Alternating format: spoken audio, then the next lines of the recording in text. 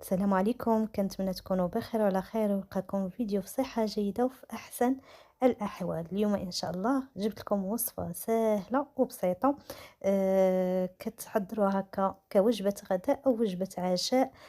سهلة وبسيطة وكتجي بنينة بزاف، ضروري تجربوها. شوفوا الشكل ديالها، كتجي بحال الشكل ديال شي طارت. وبلا ما نطول عليكم غادي نخليكم تكتشفوا المكونات والطريقة ديال التحضير.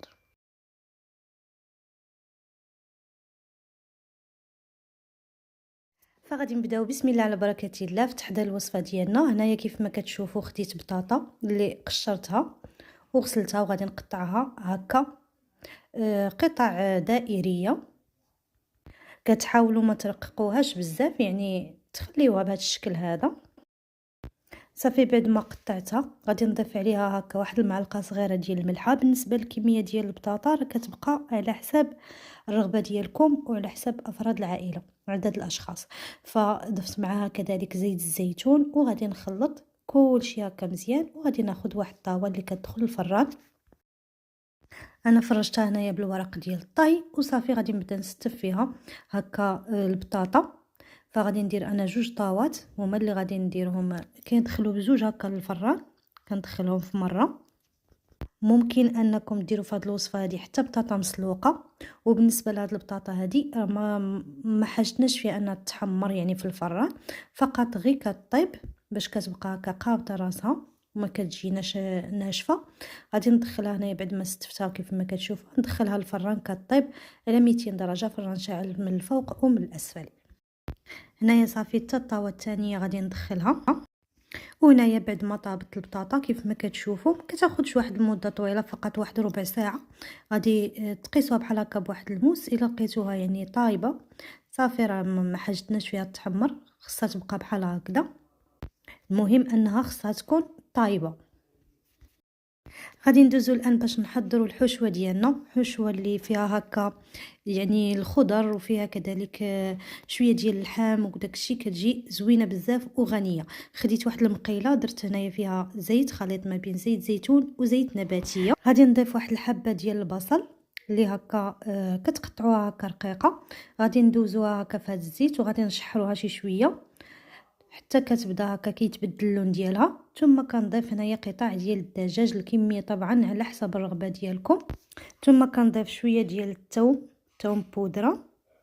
وغادي نضيف واحد الملعقه من الفلفل الاحمر، وكذلك كديروا حتى الفلفل الاسود. انا هنايا ما كانش عندي فلفل اسود، درت بلاصتو هكا فلفل حار. وغادي نضيف توابل ديال الشاورما، وغادي نضيف كذلك الملح. فبالنسبه للتوابل طبعا راه كتبقى على حسب الرغبه ديالكم وعلى حسب الاختيار ديالكم، ديروا التوابل اللي كيجيوكم بنانين. هنا ضفت الملحه.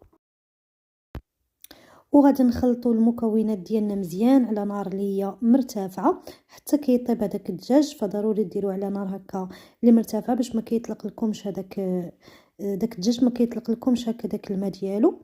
صافي هنايا كيف ما كتشوفوا بعد ما طاب معنا هذاك الدجاج غادي نضيف له الان شويه ديال القزبر ومعدنوس. انا كان عندي في المجمد، الا كان عندكم طري غيكون من الافضل. صافي وغادي نبداو نضيفوا الخضر اللي عندنا. عندي هنايا فلفل الوان اللي قطعتها هكا قطع صغيره. وغادي نضيف كذلك عندي جوج حبات ديال الجزر مع واحد الحبه ديال القرعه اللي هكا حكيتهم في الحكاكه الغليظه، ضفتهم حتى هما. وصافي غادي نخلط المكونات. في هذه المرحله هذه ممكن انكم تغطيو على الحشوه باش كطيب لكم الخضره بسرعه. وفي هذه الاثناء اللي كطيب فيها الحشوه كناخذوا هكا الشعريه الصينيه، كنضيفوا عليها ماء اللي هو مغلي، كنخليوها واحد المده ديال 3 ديال الدقائق. ثم كنصفيوها وكنقطعوها هكا بالمقص. صافي وكنضيفوها على هذيك الحشوه اللي طابت. وكنضيفوا كذلك هكا واحد المعلقه كبيره ديال الجبن، هذه اختياريه، بغيتو ديروها ديروها، كتعطينا واحد القوام هكا كريمي لهذيك الحشوه. كانت عندكم ديروها، ما كانش ممكن تستغناو عليها. وكذلك ضفت حتى شويه ديال الزيتون هكا اللي قطعته قطع. صافي وغادي نخلط الحشوه ديالي. صافي وملي كنخلطوها في الاخر كنضيفو هكا شويه ديال الجبن المبشور كنضيفوه. والحشوه باقا سخونه، يعني طفينا عليها ولكن باقا سخونه باش كيذوب هكا وكيتعلق في الحشوه. وصافي الحشوه ديالنا دابا راها واجده، وكذلك حتى البطاطا ديالنا راها طايبه. غادي ناخذ هنايا واحد لاطه، خذوا اللي بغيتو سواء كانت هكا دائريه او كانت حتى هكا ديال الزاج مربعه.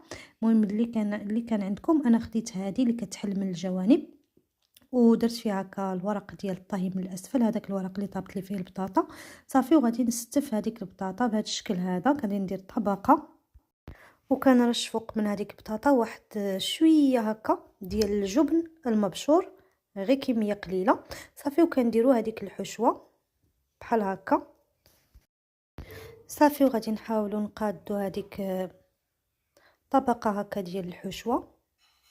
حاولوا انكم تقادوها وفي نفس الوقت حاولوا انكم تضغطوا عليها باش تجيكم في الاخير متماسكه. ثم غادي نولي نحط الكميه المتبقيه ديال البطاطا.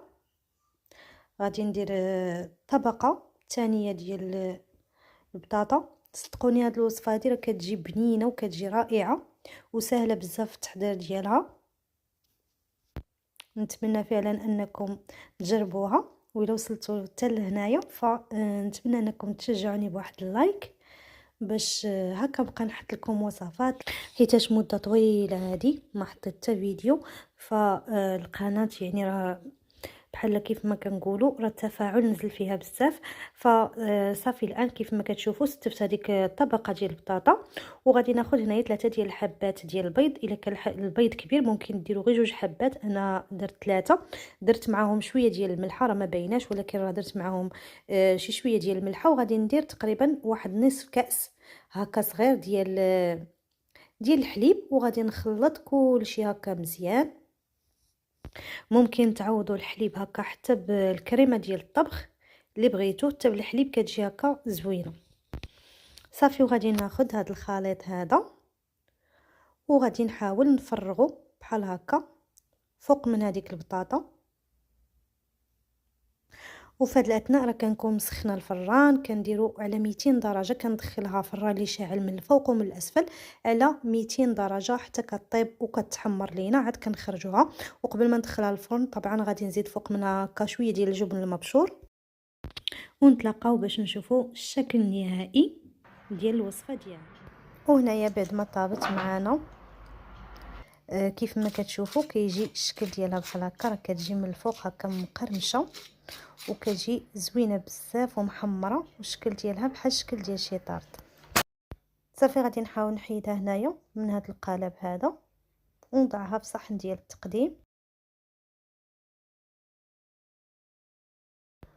وصافي هذا هو شكلها النهائي. كيف ما كتشوفوا كتجي زوينه بزاف لا في المنظر ديالها ولا في الطعم ديالها. نتمنى انكم تجربوها وتنال الاعجاب ديالكم. وصلنا لنهايه الفيديو. الى عجبكم الفيديو طبعا شجعوني بلايكاتكم. نتلاقاو في فيديو قادم مع وصفه اخرى. دمتم في امان الله وحفظه، والسلام عليكم ورحمه الله.